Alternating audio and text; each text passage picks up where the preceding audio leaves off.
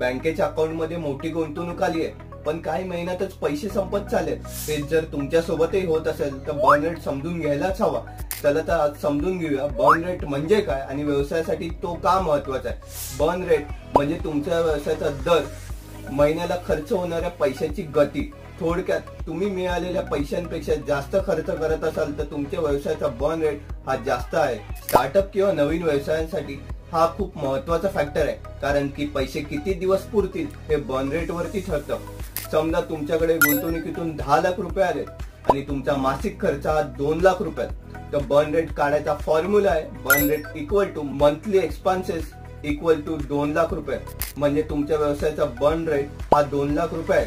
आणि जर नवीन कमाई नसेल तर हे पैसे 10 lakh divided by 2 lakh equal to 5 महिन्यात संपतील.